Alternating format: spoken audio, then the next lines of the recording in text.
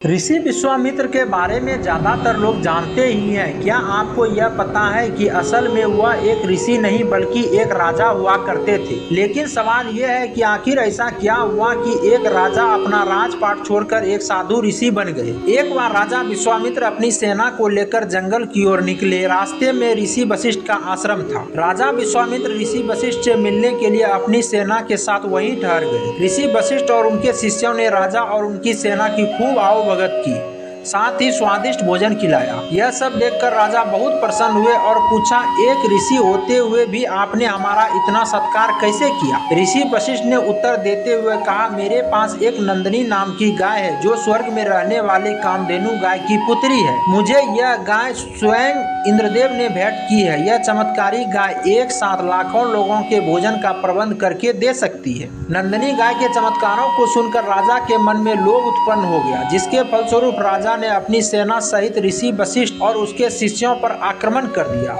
यह देखकर नंदिनी गाय ने राजा विश्वामित्र की पूरी सेना को हरा दिया और राजा को बंदी बनाकर ऋषि वशिष्ठ के सामने ले गई। ऋषि वशिष्ठ ने राजा के सिर्फ एक पुत्र को छोड़कर सभी को मृत्यु का श्राप दे दिया। सभी पुत्रों की मृत्यु होने के बाद राजा ने बचे हुए एक पुत्र को राजपाट सौंप दिया और सालों भगवान शिव की तपस्या की। राजा विश्वामित्र की तपस्या से प्रसन्न होकर भगवान शिव ने उन्हें वरदान मांगने को कहा, तो उन्होंने कई दिव्य अस्त्र मांगे और भगवान शिव ने उन्हें दिव्यास्त्र दे दिए। भगवान शिव से दिव्यास्त्र का वरदान लेकर राजा विश्वामित्र दोबारा ऋषि वशिष्ठ के पास पहुंचे और उन पर आक्रमण कर दिया। महर्षि वशिष्ठ के पास कई दिव्य शक्तियां थी, जिससे उन्होंने राजा विश्वामित्र के दिव्यास्त्रों को नष्ट कर दिया। फिर ऋषि ने क्रोध में आकर ब्रह्मांड के ऊपर अस्त्र छोड़ दिया, जिससे पूरे संसार में हलचल मच गई। सभी ऋषि मुनि उनसे प्रार्थना करने लगे कि आपने विश्वामित्र को परास्त कर दिया है, आप ब्रह्मांड में अस्त्र से उत्पन्न हुई ज्वाला को शांत करें। इस प्रार्थना से द्रवित होकर उन्होंने ब्रह्मांड अस्त्र को वापस बुलाया और उसे शांत किया।